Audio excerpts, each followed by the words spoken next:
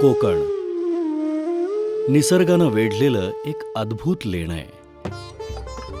नागमोडी वळणांनी जसजसे आपण आत शिरत जातो तसतसे इथल्या पानांची, इथल्या मातीची, इथल्या पक्ष्यांची, इथल्या माणसांची भुरळ आपणास पडत जाते. आणि मग या माणसांच्या अंतरंगात दडलेल्या लोककलांची मोहिनी आपल्याला पडल्या वाचून राहत नाही. मराठी रंगभूमीला समृद्ध करणाऱ्या अनेक लोककलांपैकी एक, संपूर्ण रत्नागिरी जिल्ह्याला व्यापून टाकणारा, भारून टाकणारा, इथल्या माणसांना आपल्या कवेत घेऊन वेड लावणारा कलाप्रकार म्हणजे नमन. रत्नागिरी जिल्ह्यातील संगमेश्वर तालुक्याला नमनाचा गड मानला जातो. या तालुक्यात अशी असंख्य गावं आहेत ज्यांनी आपलं अख्खं आयुष्य, आपल्या कैक पिढ्या नमनाला दिल्या.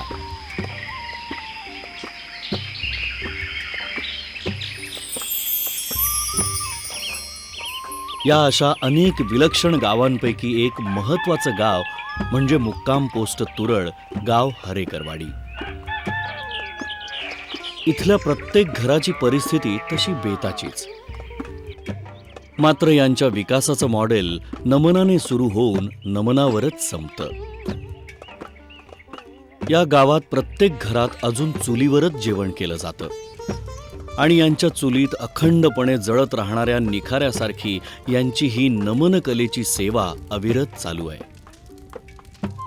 यांच्या आनंदाचा रंग एकच, नमन.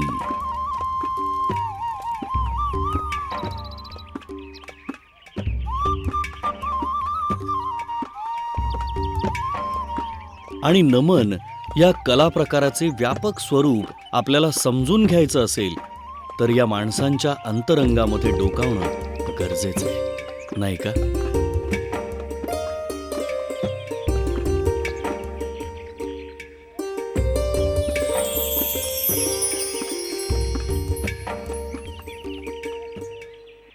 नमन म्हणजे आमच्या देवावर जी श्रद्धा आहे, देवाचे खेळे. नमन म्हणण्यापूर्वी खेळेच जास्त म्हणायचे आमच्याकडे. देवाचे खेळ म्हणजे देवासाठी रात्री जागरण करून जो कार्यक्रम केला त्याला नमन म्हणून म्हणतो. आणि बेसिकली आम्ही जे नमन करतो ते मुख्यतः देवाचं जागरण म्हणूनच करतो.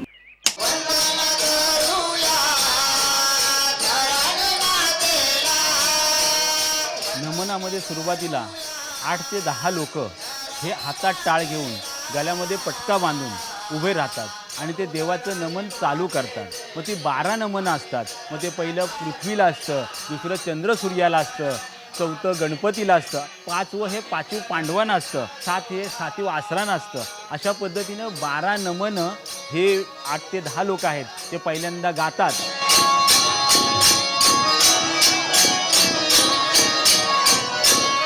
आणि त्यानंतर नटवा येतो.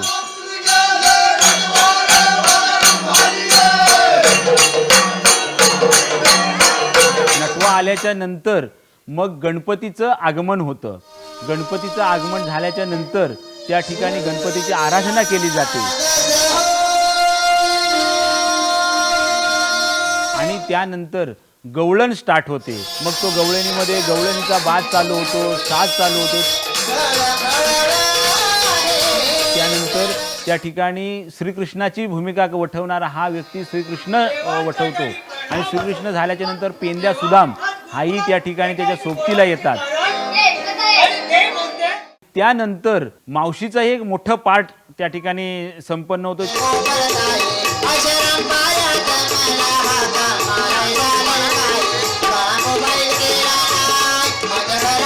त्यानंतर एक फार्स होतो.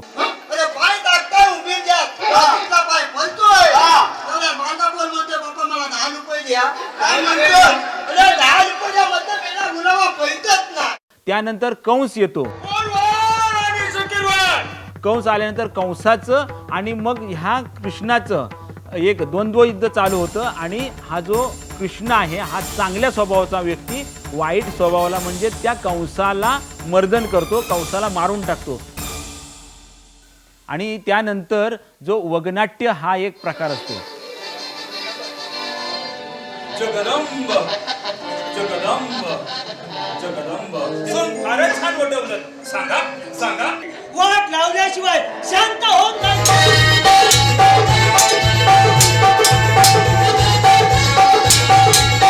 आम्ही यशस्वी होऊ आम्हाला आशीर्वाद द्या. हे शिवंत पूर्वी नमन हा जो प्रकार होता हा त्यावेळच्या काळामध्ये जुने लोक आपले त्यावेळेला काही संगीतचं तेवढं हे नव्हतं, फक्त एक मृदंग आणि जे टाळ असतात ते ह्याच्यावरच ते नमन चालायचं. त्यावेळी आमच्याकडे लाईट नव्हती, दिव्यावर रोजचं जीवन जगायचं. पेट्रोमॅक्स लावली म्हणजे उजेड भरपूर वाटायचा त्यावेळी. आणि 3-4 अशा लावून ठेवायच्या. आणि साऊंड नाहीच. 2,000 ते 3,000 ऑडियन्समध्ये स्टेजवरून आम्ही भाषण करायचो. म्हणजे जे आमचे संवाद आहेत ते आम्ही करायचो. ते लोकांना लास्टच्या लोकांपर्यंत ऐकायला जायचं. एवढं त्यावेळेला टेरिफिक होतं. आता करत असताना म्युझिक सिस्टम हे सगळं सेटिंग करून जो प्रोफेशनल कोरिओग्राफ आहेत त्यांच्याकडून काही गाणी शिकून घेतात, चालीच शिकून घेतात मुलं. रिहर्सल होते. राधिके ऐकून घे माझी गाथा, चालता बोलता मी विधाता. पूर्वीचं नमन आणि आताचं नमन हा जमीन असण्याचा फरक कारण एक बहुत आहे. बदलत गेलं ना त्याच्यामुळे ते लाकडी संघ वगैरे जनावर आहे.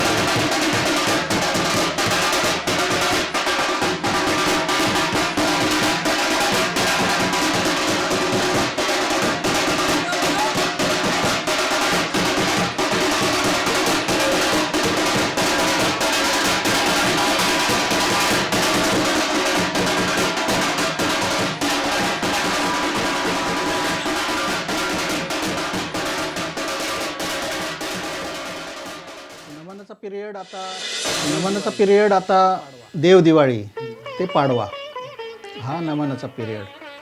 देवदिवाळीला नमन चढवणं असं म्हणतात आणि पाडव्याला नमन उतरतात.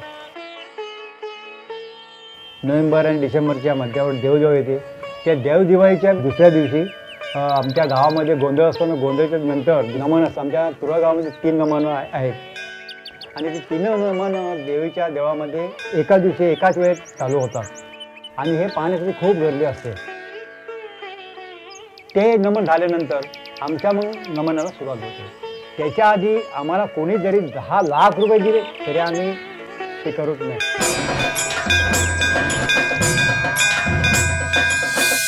हे जे नमन आहे ह्याच्यामध्ये मुख्य हेतू असा की आमच्या देवीवरील श्रद्धा आणि आमची ग्रामदेवता वरदान देवी हे आमचे जागृत देवस्थान आहे आणि त्याचा अनुभव आलेला आहे. या नमनामध्ये उभं राहिलात की प्रॅक्टिस असो नसो उभे राहिलात की अंगामध्ये एकदम म्हणजे तरतरी पण येते.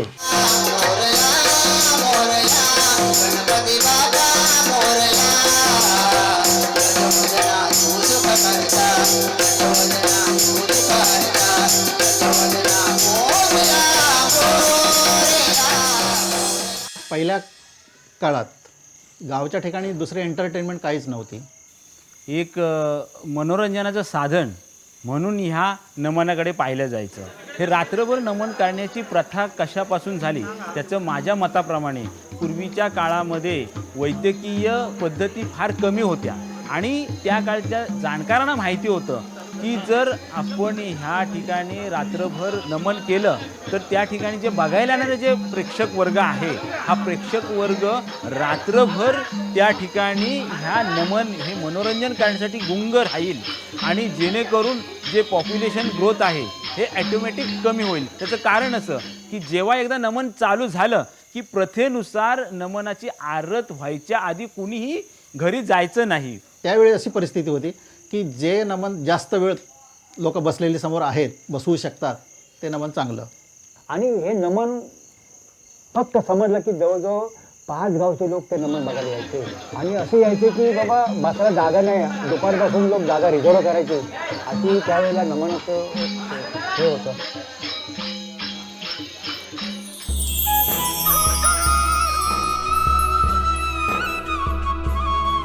या गावातील महिलांचं आयुष्य पुरुषांइतकंच खडतर आहे. सकाळी उठून जमीन सारवतात, पाणवठ्यावर जाऊन पाणी भरतात.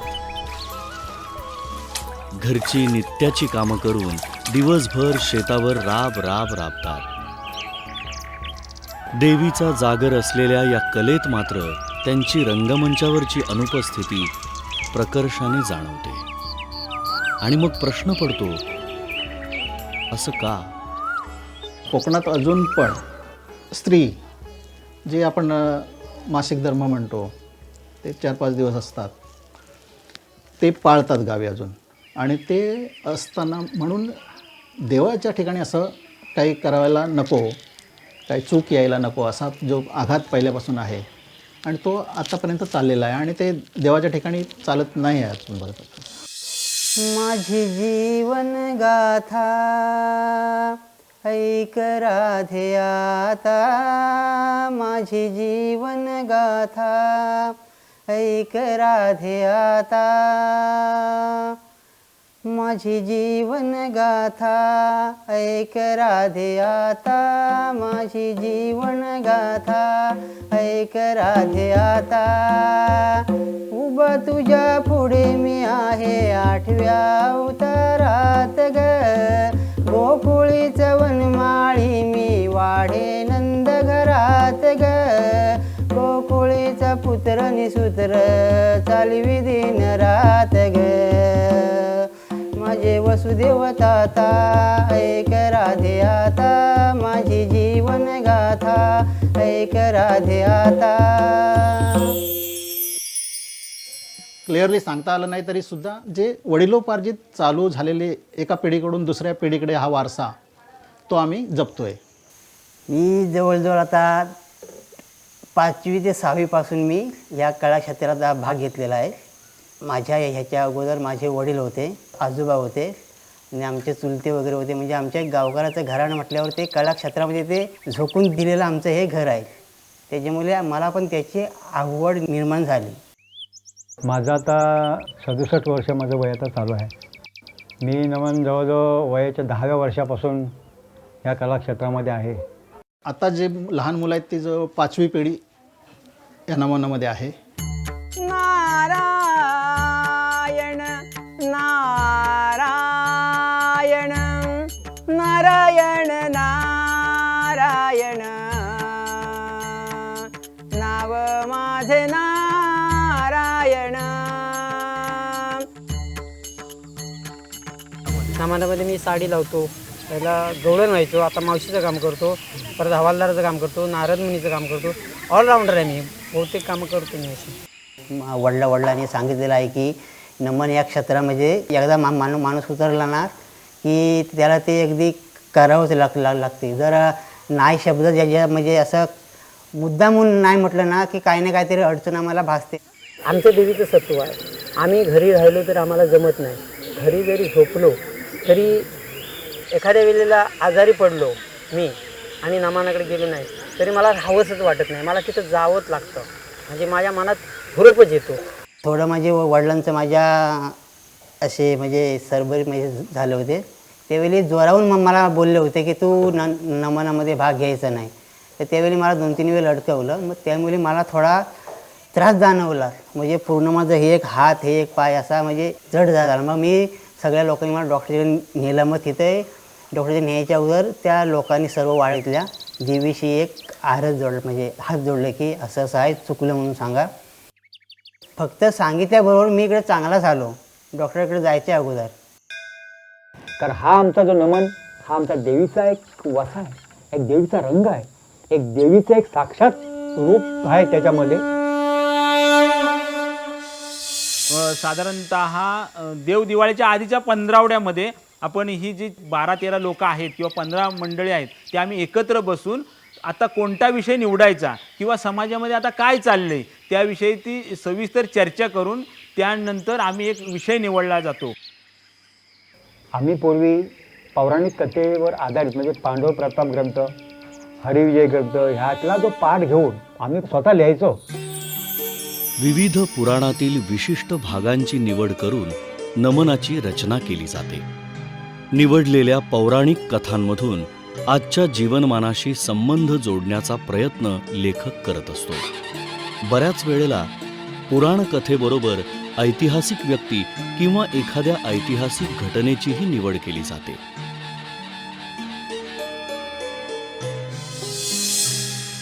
साधारणतः नमनाचा विषय ठरल्यावर देवदिवाळीच्या काही दिवस आधी ग्रामदेवता, कोंडमालक यांना नारळ वाढवून तालमीची सुरुवात केली जाते. आज आमच्या नमानाची रेषे चालू होते. आज हे काय चुकवाक येता कामा नये. चारी बाजू सांभाळून रेषेला आपली चांगली पडकी पार पडली पाहिजे. तिथं काय कुठं अडथळा येता कामा नये. असं सत्य तुझं खरं पाय वरदान साथ करायच्या मातात तुझ्या अधिकाऱ्या ती रेषेला आनंदाने पार पडली पाहिजे.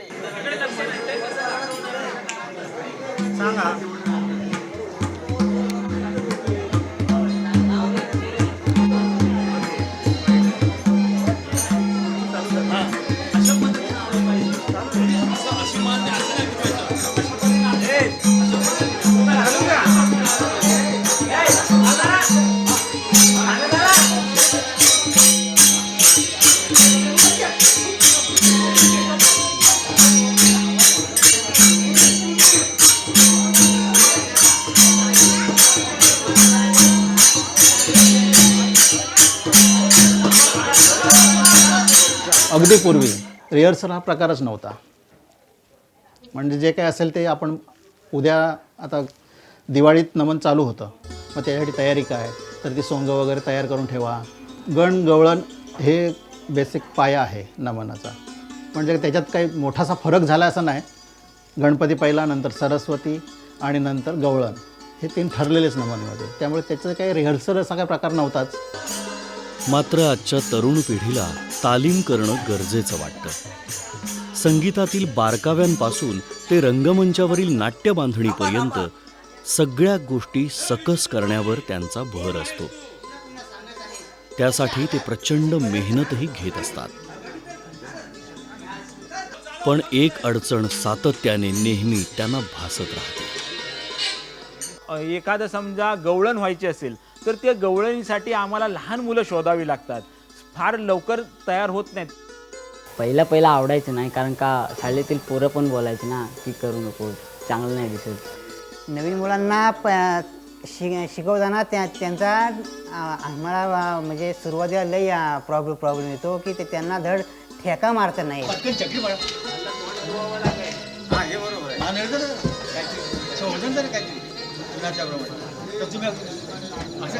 हावभाव द्या, चेहऱ्यावर एक्सप्रेसिव्ह प्रक्रिया दिसू द्या.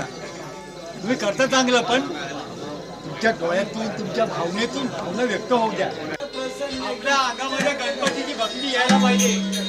ज्यांनी पूर्वी कामं केलेली आहेत त्यांना न राहवत नाही, ते तालमीला आवर्जून त्या ठिकाणी उपस्थित राहतात आणि ह्या नवीन कलाकारांना जोश निर्माण करण्याचं काम ही जी जुनी जाणती मंडळी आहे ती करण्याचा प्रयत्न करतात. त्यामुळे आता नमनामध्ये काम केलं नाही तरी ज्या ठिकाणी प्रमुख सुपारी असतील त्या ठिकाणी आम्ही हजर राहतो. कारण मागून मुलांना पाठबळ देण्यासाठी आम्ही असतोच.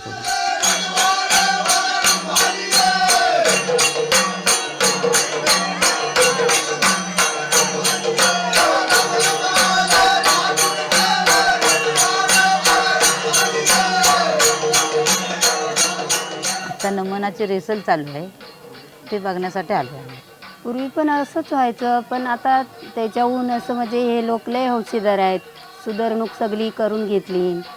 त्यांना कामाचा छंद कमी पण हा जास्त आहे.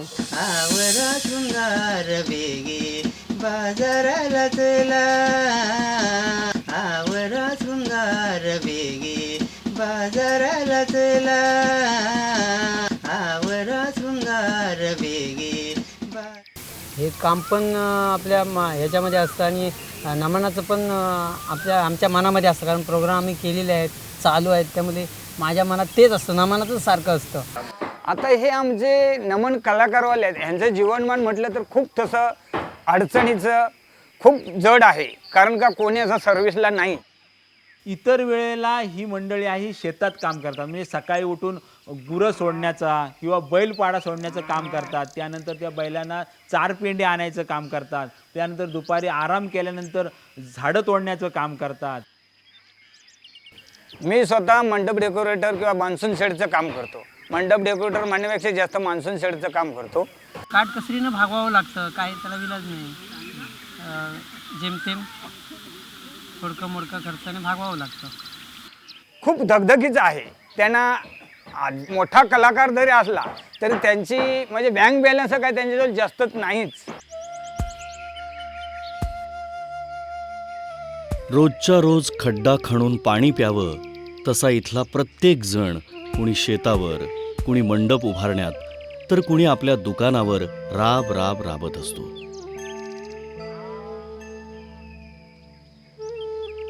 दुकान म्हणजे पहिलं चांगलं चालायचं, परंतु काही वेळानंतर मी सगळं किराणा मालाचा पाहिलं हे ठेवायचं सामान.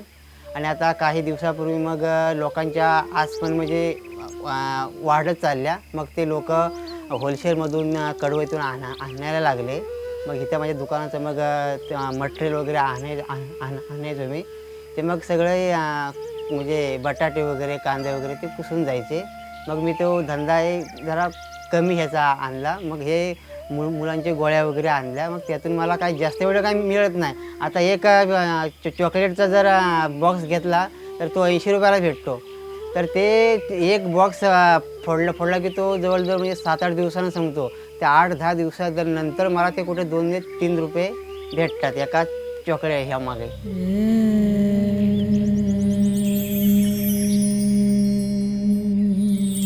रवी किरणांचा प्रकाश पडला ग,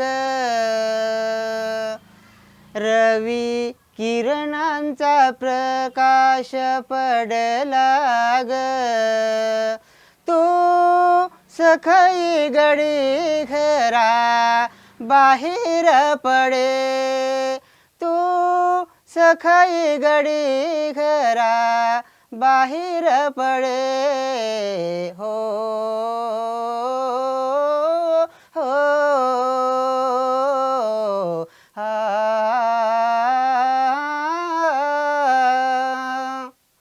पण नमान नाच म्हटलं की ते मोठे हौसी कलाकार. त्यांना त्याच्यामध्ये भरपूर समाधान असतं. जरी ते आता समजा आम्ही गुजरातला असलो, पंजाबला असलो आणि गावचा काही नमानाचा कार्यक्रम आहे तरी त्यांना गावी येण्याची ओढ असते.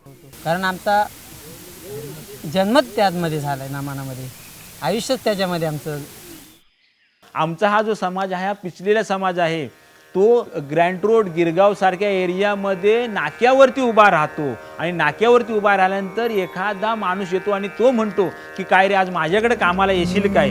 माझ्याकडे कामाला आल्यानंतर त्या ठिकाणी 500 रुपये किंवा 200 रुपये 100 रुपयाने सुद्धा माझा माणूस तिथे जातो आणि त्या ठिकाणी एका राठेसारखं काम करतो.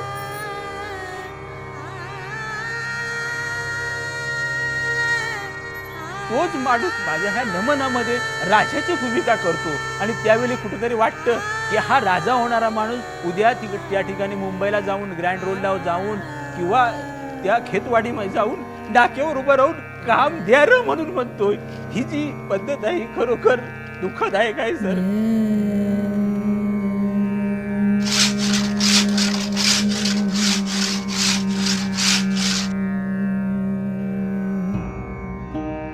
आणि मग उतरत्या वयामध्ये त्यांच्याजवळ पैशाची खूप टंचाई असते. आर्थिक म्हणजे बँक बॅलन्स हे नसतंच. फक्त फरक एवढा त्यांच्याजवळ बँक बॅलन्स नाही काय नाही तरी ते समाधानी असतात त्यांच्या कलेत. मी 9 वर्षाचा होतो तिथपासून काम करतोय. भरपूर भूमिका केल्या, राजाची बी केली आणि हे कौसाची बी केली. आपल्या अंगात जर कला आहे, ही कला आपण जर जगाला दाखवली नाही त्याचा काय उपयोग. चोरून ठेवून काय त्याचा उपयोगच नाही. काय मिळणार ही आम्हाला हौस, आमच्या जीवाची करमणूक. आमच्या वडिलांनी गेलं तर आम्ही करतोय. ही परंपरा पुढे चालूच राहणार. आपल्याला नमानाचं करायचं आहे ना, आपल्याला चालूच ठेवायचं आहे तर आपल्याला ओढच लागते.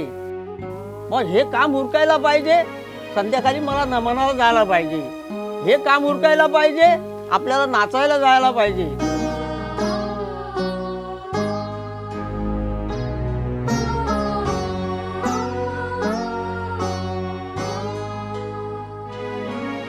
जे नमनमध्ये आम्ही काम करतो हे कुठे आम्ही पैसे घेत नाही. तर एवढं वय झालं तरी पण सुद्धा आम्ही किती सांगता म्हणजे आपल्या परिस्थितीप्रमाणे म्हणजे आपण कशाला किती हवं, पण त्यांना ना आले ना मुंबईतून तर त्यांना तीच वड लागते. त्या जागरातून एक हौशी कलावंत निर्माण होतात.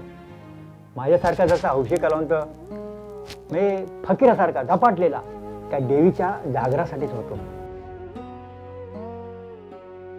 जोश आहे ना नमनाचा, ती मृदुंगाची थाप पडली ना की आम्ही दिवसाच्या व्यथा काय असतात, आमच्या काय अडचणी असतात विसरूनच जातो. आणि मग ते मागे आम्ही असलो ना तरी त्या मृदुंगाच्या तालावर नाचायलाच लागतो.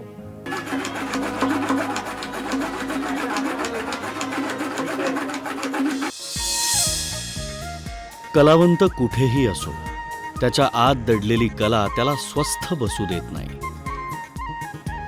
तसंच पोटा पाण्यासाठी मुंबईत आलेला हरेकरवाडीतला हा हरहुन्नरी कलावंतही इथं येऊन स्वस्थ बसू शकला नाही. 25 मे 1969ला मी मुंबईला आलो. आमच्या समाजातले बरेचसे लोक ग्रुपने मुंबईला संघटित एका ठिकाणी राहायचे आणि एकत्र जेवण करायचे. त्यामुळे काम संपलं की संध्याकाळी गावच्या गोष्टीशिवाय दुसरं काही नसायचं. मुंबईत आल्यानंतर हेच आम्ही गावाकडे आमचं लक्ष दूर नाही केलं. आम्ही गावच्या चर्चा करा, हे करा, ते करा, सर्व करत असताना एक वेळ असा आम्हाला विचार आला की का नाही आपण मुंबईला नमन करावं. हे आमचं खरं म्हणजे स्वप्न आहे. फडकल यांचं, सीताराम भोड, रामचंद्र हरेकर, मी असं संध्याकाळच्या कामावरने आल्यावर आम्ही एक ठिकाणी बसायचे. पावरे हाऊस म्हणून ती सर्वजण आम्ही सर्व वाडीतले लोक त्या ठिकाणी राहायचे. हाती जेवण आम्ही बनवायचे. बनवता ह्या गोष्टी काढायच्या की काय करायचं. आप्पा फडकले आम्हाला सांगणार, मी मला विचारणार, गणपत तुझा काय विचार आहे, तुम्ही सांगायचं जरा करूया. मग सीताराम भोड, रामचंद्र हरेकर, नाही करायचं म्हणजे करायचे. पण मुंबईसारख्या ठिकाणी करायचं म्हटलं तर आम्हाला त्यावेळी कोणतंही साधन नव्हतं, कोणाची ओळख नव्हती. हॉलमध्ये जायचं तर हॉल कसा बुक करायचा ते आम्हाला माहिती नव्हतं. मुंबईला दाखवायचं तर ते वगनाट्य वगैरे सेन्सॉर करावं लागतं, हे सगळं नंतर आम्हाला कळलं.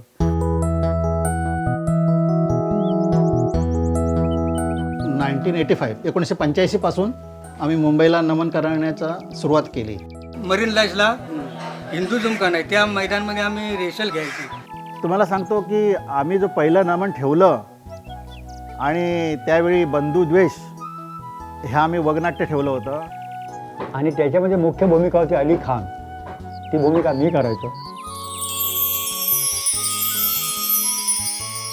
एवढा प्रचंड लोकांनी प्रतिसाद दिला आणि त्यांना माहिती होतं हरेकरवाडीचं नमन म्हणजे चांगलंच करणार. आणि तिथपासून तर आज लागे साहित्य संघ मंदिरला गेला की मला अली खानच म्हणतात तिथले कर्मचारी वगैरे सगळे. आम्ही त्यावेळी मग ते हाताने पोस्टर लिहायचो. त्यावेळी मुंबईचा गोलदेवल आहे ना, तो एक मंडप बांधणाराचा नाका होता. मग तिथे आम्ही रात्री जायचो गपचूप 1-2 वाजता आणि ते पोस्टर चिकटवून यायचं. मुंबईमध्ये आम्ही साहित्य संघ मंदिर आणि दामोदर हॉल या ठिकाणी अतिशय हाऊसफुल गर्दीमध्ये हाऊसफुल बोर्ड लावून अगदी नमन केलेले आहेत आणि अतिशय उत्तम प्रकारे.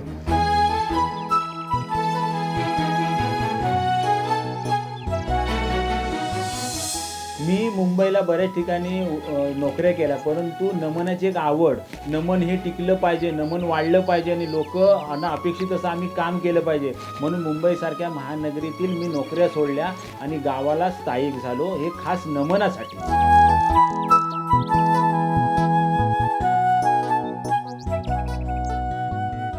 गावाला आले तेव्हा की घरात मुलं माझी आहेत 2, त्यांच्या शिक्षणाला पैसा नाही, तेव्हा मी त्यांच्यावर भरपूर रागवायची.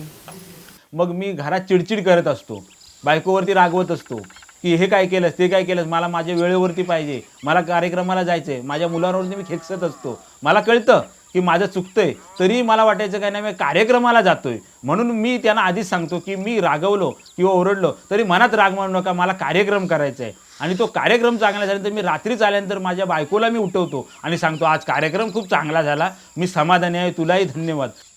समोर त्यांच्या कधी कौतुक करत नाही, मला आवड नाही अशी. इतरांसमोर कौतुक करायचं नवऱ्याचं अशी मला आवड नाही. तर माझ्या मनामध्ये कौतुक त्यांचं भरपूर आहे. स्त्री ही मराठ्यांच्या दिवाण्यातील देवता, मग ती कोणत्याही जाती धर्माची असो. नमनाला वगैरे जातो ना, तर माझ्या मागे तीच सांभाळते हे धंदा वगैरे, दुकान वगैरे. आनंद वाटतो दुकानात, त्यांचा अभिमान वाटतो. कराही आणि मग नमनाचा कार्यक्रम पुरा आटवल्यानंतर माझी घरी पत्नी असते, ती मला मग 2 भाकऱ्या भाजून ठेवते. म्हणजे रात्री जवळजवळ 2-3 वाजतात. मग मला नाचून वगैरे भूक लागते ना, त्याच्यासाठी मग ते व्यवस्थित डबा भरून ठेवते घरी. सुरुवात जेव्हा आम्ही केली, नमनात पाऊल टाकलं, त्यावेळी आमचा आधारस्तंभ म्हणजे फडकले, आप्पा फडकले हे आमचे मेन डायरेक्टर. त्यांनी आम्हाला कसं पाऊल टाकायचं, कसं ना, सर्व काही त्यांनीच शिकवलं. हे सीताराम भोवड, गणपत हरेकर हे सर्व आहेत, त्यांनी मुंबईमध्ये आम्हाला पाय धरून शिकवलेलं आहे. जेव्हा आम्ही मुंबईमध्ये पहिले नमन केलं तेव्हा आम्हाला काय नव्हतं माहिती, कारण आम्ही इकडे गावावरून गेलो होतो. तर त्याने आम्हाला शिकवलं, रेसल केली, आम्हाला मारलं पण त्याने. नवीन मुलांकडून तालीम करून घेणं जितकं कठीण असतं तितकंच कठीण नवीन पिढीतील कलावंत शोधून त्यांना नमनाची गोडी, महत्त्व समजून देणं असतं. हां, आम्ही काय करतो की बाबा हा मुलगा स्त्रीपात्र करू शकतो, त्याचा लुक दिसतोय, त्याला दिसतोय, मग त्याला मी कन्व्हिन्स करतो की बा तू कर. तशी हौस होती पण जास्त असं आवडायचं नाही. पूर्वी करायला आम्ही घाबरायचो, कारण शाळेत वगैरे चिडवायचे ना आम्हाला, तेव्हा आम्ही हे घाबरायचो थोडा वेळ. म्हणजे असंच म्हणायचे फक्त, काय ते स्त्रियांची साडी नेसतोस वगैरे असं म्हणायचे. शाळेच्या जवळ त्या गावाचं असलं की नको असं म्हणायचं आम्ही, पण आताची मुलं करतात.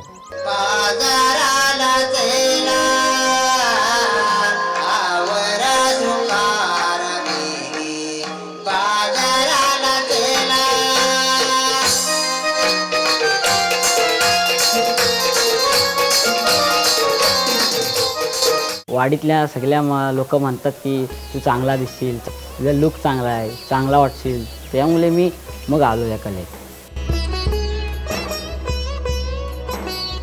तालीम सुरू झाल्यापासून नमन उतरेपर्यंत जवळपास 6 ते 7 महिने हे नवीन तरुण कलावंत गवळणींच्या भूमिकेत स्त्री पार्ट करीत असतात. नमन संपल्यानंतर यांना काय बरं वाटत असेल? कार्यक्रम झाल्यानंतर एक दिवस हे चालूच राहतं, ते मनातून जात नाही. कारण की रात्री कार्यक्रम केला, स्त्रीची भूमिका म्हटल्यानंतर ते हावभाव, हालचाल एक दिवस तर चालूच असतं. दुसऱ्या दिवसापासून मी आहे तसाच, म्हणजे परत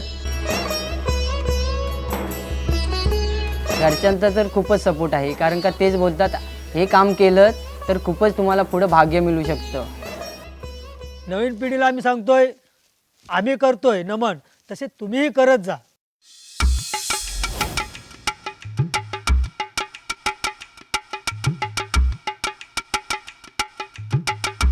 यांचं अजून एक वैशिष्ट्य म्हणजे या गावात जेव्हा केव्हा प्रयोग असतो तेव्हा तेव्हा या गावातली जुनी आणि नवीन मंडळी मिळून रंगमंचाची उभारणी करत असतात. एखादा नमनाचा खेळ यशस्वी करण्यासाठी रंगमंचावरील आणि रंगमंचा मागील कलावंतांची संख्या सर्वसाधारणपणे 70 ते 80 एवढी असते. आणि मग या 70-80 कलावंतांमध्ये समन्वय साधण्याचं काम फार जिकिरीचं असतं. आमच्यावर ही सगळी सूत्रधाराची जबाबदारी आली. सगळं नमनामध्ये काय पाहिजे काय नको हे सगळं बिदाई ठरवणं, काय करणं. सुपारी आली की जसं अंतर असेल त्या हिशोबाने घ्यायची, केवढ्याला घ्यायची, काय करायची, कोणाला काय कमी पडतंय का. आम्ही सुपारीला तिकडे गेलो तर मग तिथे पोचल्यानंतर गाडीतून ट्रकमध्ये सामान भरायच्या अगोदर सर्व जबाबदारी घ्यावी लागते. काय घेतलं नाही आपण, काय विसरलोय का, सर्व गाडीमध्ये कलाकार बसले का, ही सगळी जबाबदारी आता आमच्यावरती असते. पहिला जो आम्हाला लागतो पैसा तोच म्हणजे पूर्वीपाठी आमचा नमनाचं चालतच आलेला आहे. तो जो पहिला असेल ते त्याच्यामध्ये चालवतो, त्याच्यानंतर जो बॅलन्स राहतो तो पुढे पुढे. म्हणजे पूर्वीच्या काळामध्ये आमच्याकडे वेगवेगळ्या पद्धतीने फंड निर्माण व्हायचे. जसं की एखादा व्यक्ती दारू प्यायला असेल तर त्याच्याकडून 10,000 रुपये आम्ही गोळा करायचो. किंवा आमच्या समाजातील एखादी मुलगी आई वडिलांना न सांगता जर लग्न केलं तर त्यांनाही आम्ही सर्वानुमते दंड लावायचो. आणि तो दंडाचा जो पैसा यायचा त्याचा उपयोग कपडे घेण्यासाठी किंवा गणपतीचा मुखवटा घेण्यासाठी किंवा गौरीचा मुखवटा घेण्यासाठी अशा पद्धतीने त्याचा उपयोग करायचो. बिदागी नमनाला मिळते, पण ती एक सार्वजनिक कामासाठीच वापरले जाते, त्याचा पर्सनल कुठे उपयोग होत नाही.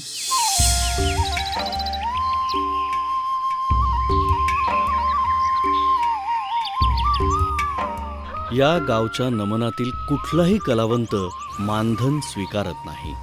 आपल्या गावचा नवीन पिढीचा उत्कर्ष व्हावा ही त्यांची यामागची भूमिका असते. आपली पिढी सुदृढ आणि सक्षम व्हावी म्हणून काही वर्षांपूर्वीच या गावात दारूबंदी सुद्धा करण्यात आली आहे, आणि तीही ह्या नमनामुळेच. त्यावेळेचे लोक दारू प्यायचे, त्यावेळेचे पुढं जायची हिंमत, आपल्याला हिंमत यायला पाहिजे ना. तेवढ्या लोकांसोबत 2000 लोकांसमोर बोलायचं आहे, अंगात हिंमत पावर आली पाहिजे. तर ती थोडीशी गावची दारू घ्यायचे लोक. नमनामध्ये सुद्धा दारू पियाला ना की सर मजा वाटायची काम करायला. होय, उलट जास्त मजा वाटायची. चला असं करूया तसं करूया. मी काय ते घेतच नव्हतो, परंतु आमच्या गावापासून दूर एक नमन होतं आणि तिथे आम्हाला आमचे जे वरिष्ठ होते, आमचे आजोबा लेवलचे, ते बाबू तिथे चांगलं काम तुझं व्हायला पाहिजे, हा मस्तपैकी व्हायला पाहिजे, थोडी तुला घेतलीस तरी चालेल. असं म्हणताना माझे मित्र एक गणपत हरेकर आहेत, तर ते म्हणाले आम्ही दोघांनी थोडी घेऊया रे, काय होते. असे करताना आम्ही थोडी घेतली. याल्यावर काय व्हायचं की आपण म्हणेल तसा शब्द आमच्या तोंडून निघायचे की तिथं आम्ही लाजायचं नाही. आणि आम्हाला पहिल्यांदा घेतल्यामुळे थोडंसं तरतरी आली आणि तिथे आमचं भन्नाट असं काम झालं राजाचं वगैरे, ते लढाई वगैरे करताना ते लोकांना टाळ्या मारल्या. कधी पित होतो आम्ही, पण ती कधीतरी पिता पिता सर नेहमीच चालू व्हायची. त्यावेळी अशी एक परिस्थिती आली होती की छोटे छोटे मुलं प्यायला लागले होते. आमचे बाबूरावजी हरेकर या वाडीचे प्रमुख होते, ते असेच कुठे वादविवाद हे व्हायला लागले. त्यामुळे त्यांना असं वाटलं की ही नवीन पिढी बिघडते की काय, म्हणून आमच्या गावकऱ्यांनी एक निर्णय केला की बाबा एकही वाडीत कोण पिता कामा नये, बंद करायचं. देवाजवळ शपथ घेतली. तेपासून आमच्या वाडीत दारू बंद आहे. आता कोणी कलाकार घेत नाही, घ्यायची सवयच नाही. जे काय 4 पैसे कमवतील ते सत्कारमी लावतात, आपल्या कुटुंबासाठी लावतात. प्रत्येक आमच्या नमनात काम करणारा माणूस आहे ना, कुटुंब वत्सल आहे.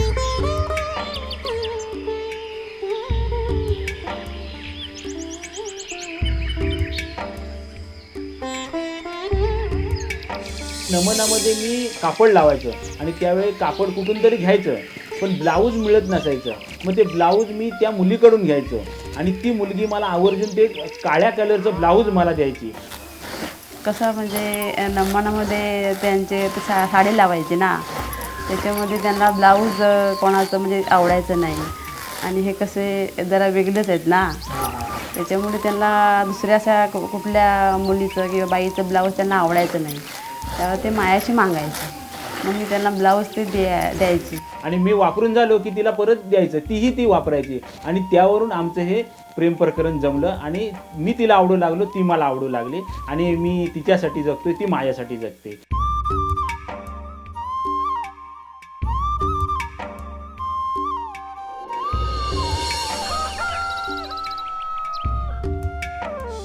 नमन हा जो प्रकार आहे, हा नमन प्रकार प्रत्येक गावामध्ये, प्रत्येक वाडीमध्ये वेगवेगळ्या पद्धतीने संपन्न होतो.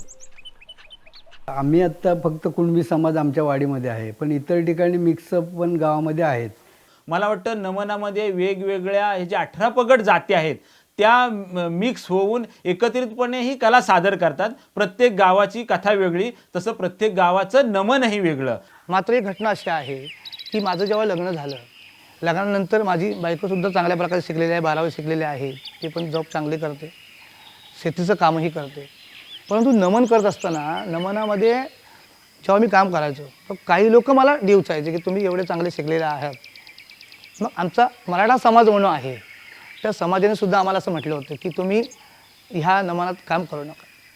तर माझ्या सर्व जे कलाकार आहेत ते कलाकार माझ्या पाठीशी उभे राहिले आणि त्या कलाकारांनी माझ्या बायकोसोबत माझ्या घरच्या लोकांनी अतिशय मला चांगला पाठबळ दिलं. आणि त्यावेळी आम्ही समाजाला सांगितलं की ही कला आहे, ही कला तुम्ही जोपासा, परंतु त्याला विरोध करू नका.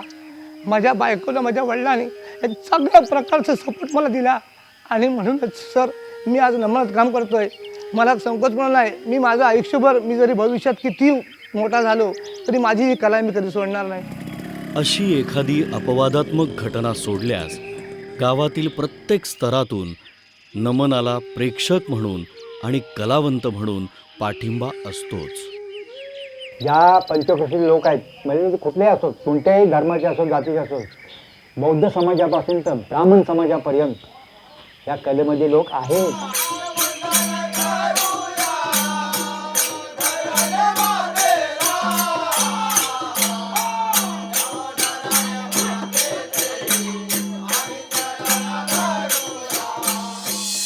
ज्या दिवशी नमनाचा खेळ असतो त्या दिवशी 2 दिवसापासून आम्हाला त्याची तयारी करावी लागते.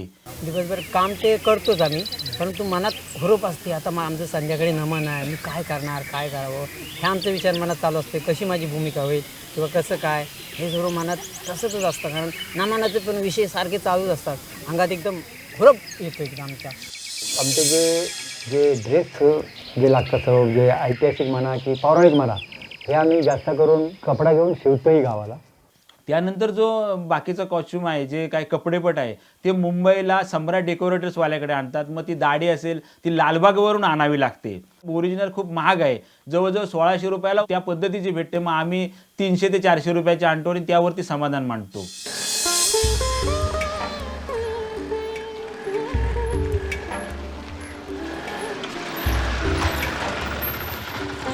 पूर्वी मेकअपचं सामान मुंबईतून आणलं जात असे. आता मात्र ते संगमेश्वर किंवा कडवई भागातून आणलं जातं.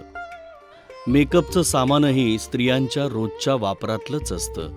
विशेष असं काही नसतं.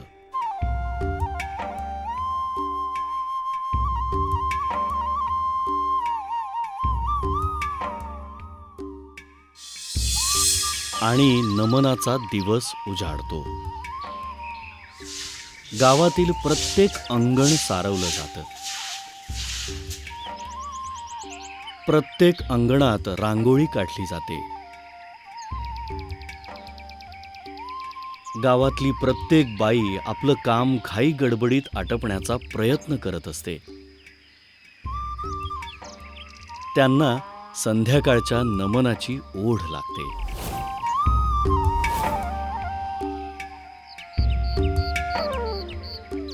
आता आम्ही पाणी भरून घरात नेणार ना, जेवण करणार. जेवण झाल्याच्या नंतर मग आम्ही काय नटापटा करणार ना, बघायला जाणार. सकाळपासून प्रत्येक कलावंत ठरलेल्या न्हाव्याकडे दाढी करण्यासाठी जाऊन बसत असतो. प्रत्येकामध्ये नमनातलं स्वतःचं काम अधिक चांगलं करण्याची स्पर्धा लागलेली असते.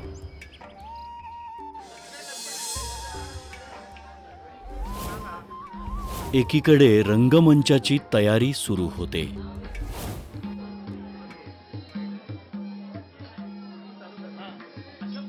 दुसरीकडे गावातलं मानकऱ्यांपैकी एक घर पाहून प्रत्येक जण स्वतःच्या मेकअपची तयारी करण्यात गुंग होऊन जातो. मेकअपला बाहेरून विशेष असं कोणालाच बोलावलं जात नाही. सगळेजण एकमेकांना मेकअप करण्यास मदत करीत असतात.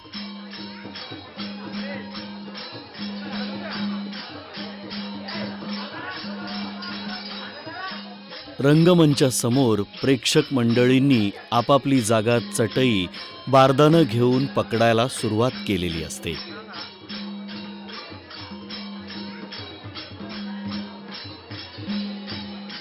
नवीन मुलांना तयार करण्यासाठी गावातील जुनी जाणती मंडळी त्यांच्या सोबत असतात.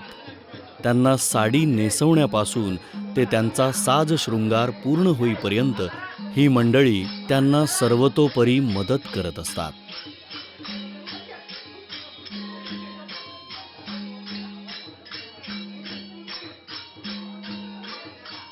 बाहेर प्रेक्षकांची गर्दी जसजशी वाढत जाते तसतसे संयोजकही जोशात येत जातात.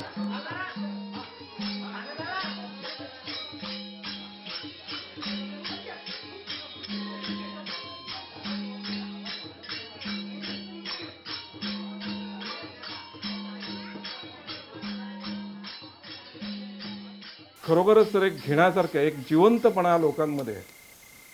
जसं आपण नाटक पाहतो ना, असं नमन पाहताना एक वेगळेपण मला जाणवलं असा की साधारण एक 60-70 लोक त्या स्टेजवर काम करत असतात आणि ते काम करत असताना प्रत्येकजण आपली ड्रेपरी म्हणजे कॉस्ट्यूम, मेकअप या सगळ्या अंगाने स्वतःला सजवण्याचा व्यवस्थित प्रयत्न करतो आणि त्यांच्यातली जी एनर्जी आहे ना, एनर्जी ती मात्र मला भावते.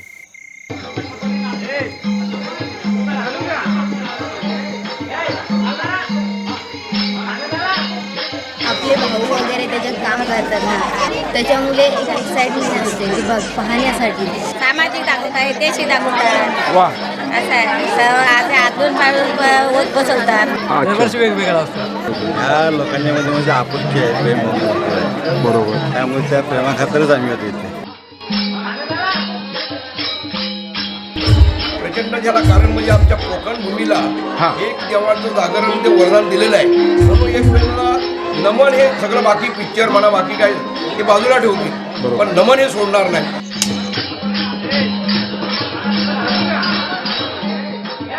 ग्रामदेवता आणि कोंड मालकाला वंदन करून सर्व कलावंत मंडळी रंगमंचाकडे निघतात.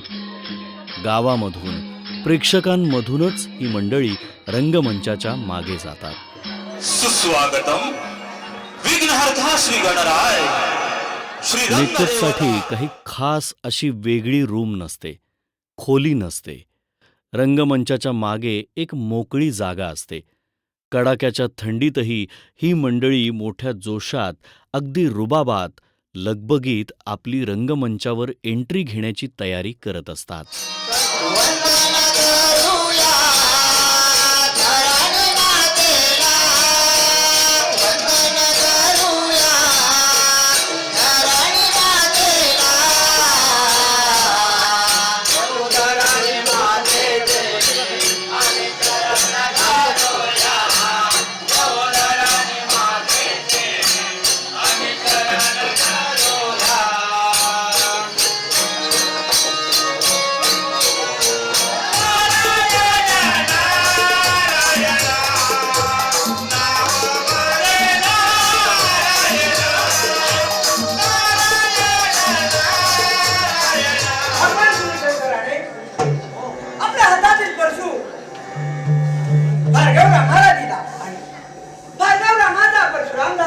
आमचे परमभक्त शिवशंकर त्यांचे दर्शन घेतो.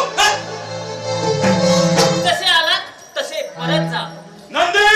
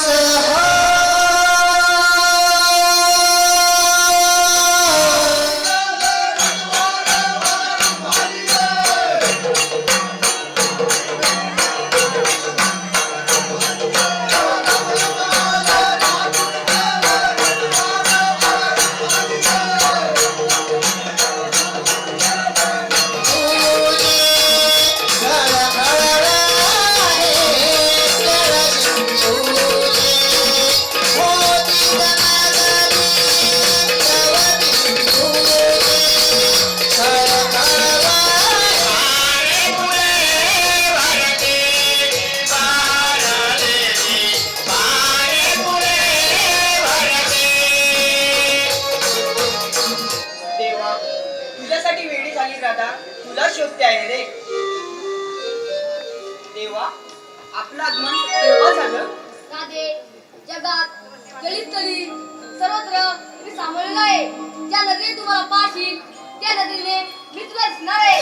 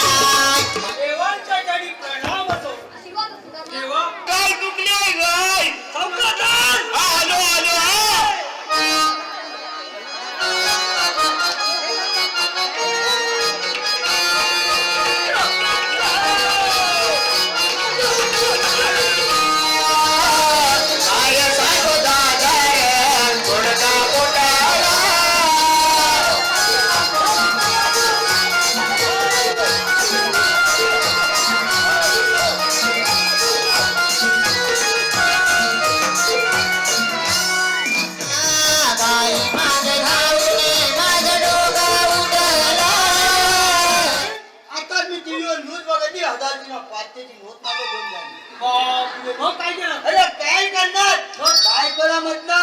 अगं आवाज पटकन आणि सगळं जेवढं पैसे काट्या काट्या ठेवले तर सगळे भाजतात.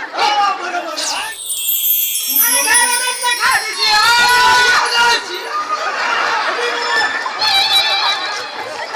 तू नको गावच्या बोबऱ्या मधला पुजेला त्याला मेलेला घोलक्यात दिसत.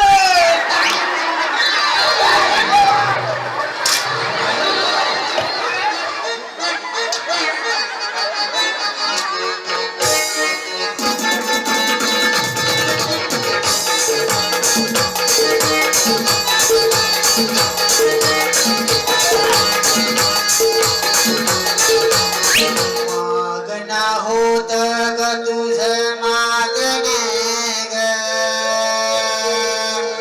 ते पूर्ण कराय नयन लागले ग इच्छा पूर्तीला आलो धरतीला.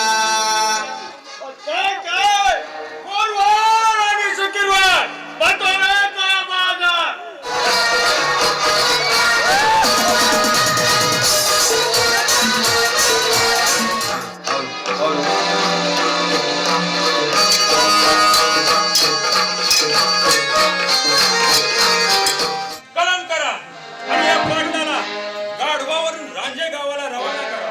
नाही राजे नाही.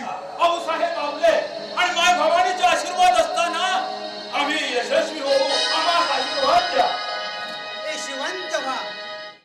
सारे किल्ले हमारे कब्जे में कर दो.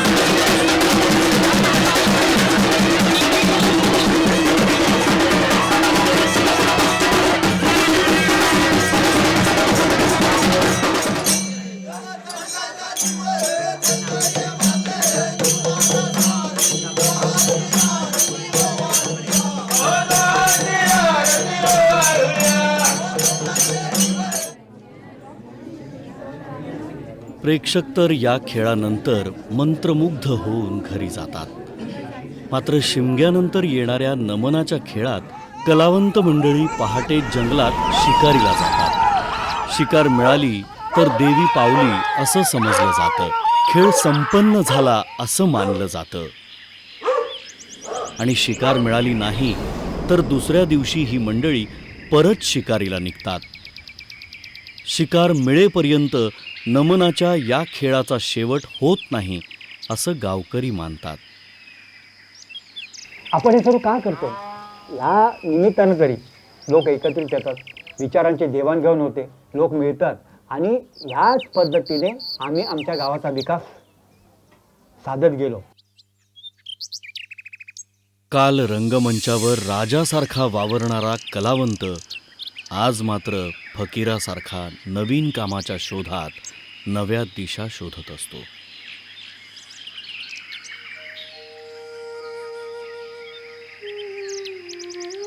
असं म्हणेन की अतिशय दुर्लक्षित हे कलावंत झालेले आहेत.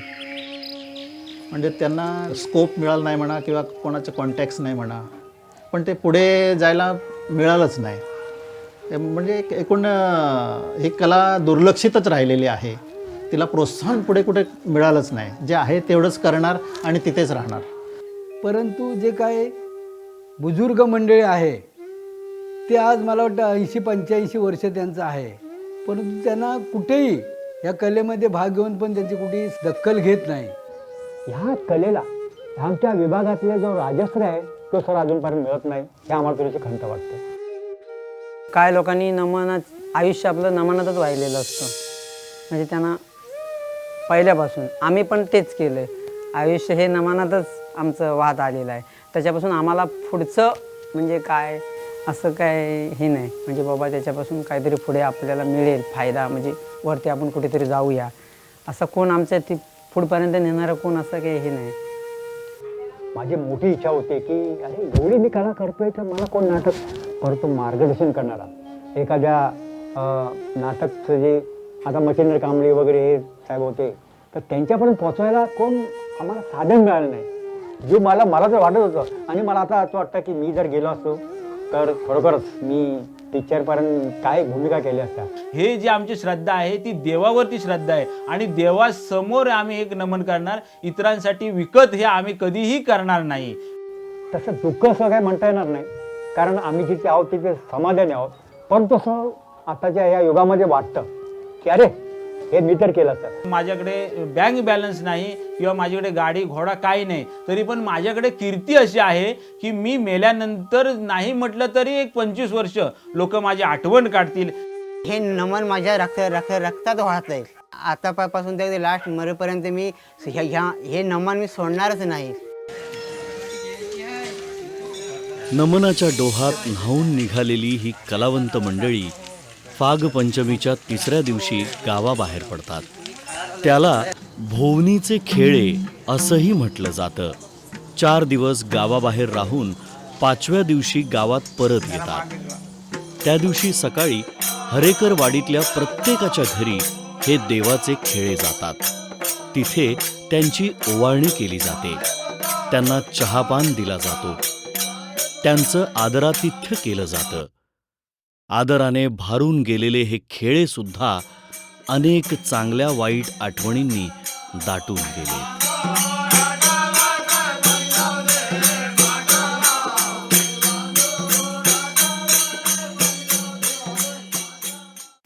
आमचं गुहागरला नमन होतं मोठं आणि तिथे 10-5 गावचे लोक असतात. 3-4 पालख्यांचा कार्यक्रम तिथं असतो. त्यावेळी आम्ही चाकणचा किल्लेदार हे ऐतिहासिक वगनाट्य दाखवायचो. गणगौलन मला वाटतं झाली आणि वगनाट्याला सुरुवात झाली. आणि ते दाखवत असताना माझा बाबा म्हणजे सुरेश हरेकर हे मला भरायचे, संजय माझ्या पोटात दुखतंय, मला त्रास होतोय. तरी त्याला मी म्हटलं असं काही करू नका, आमचा हा कार्यक्रम झाला पाहिजे. आपण सुपारी घेतले आणि सुपारी घेता घेता लोकांचं मनोरंजन करण्यासाठी आम्ही इथं आलोय.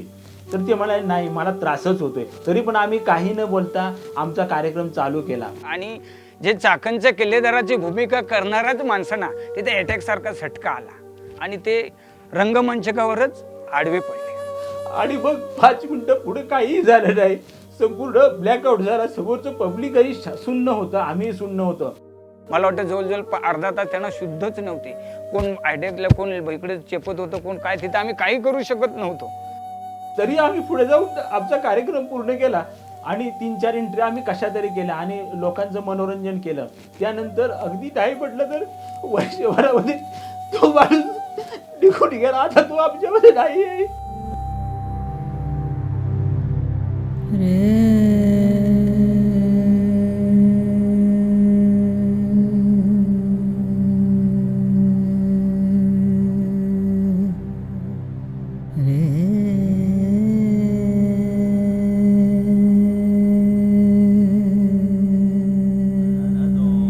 आपल्या जीवनातील कुठल्याही व्यक्तिगत अडचणींना महत्त्व न देता ही मंडळी पुढच्या प्रयोगाच्या तयारीला लागतात.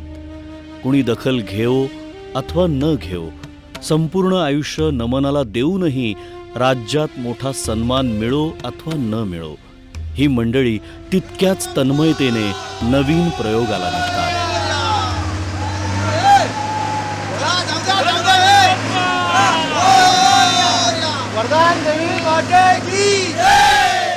गाडी गावच्या वेशीवर येऊन थांबते.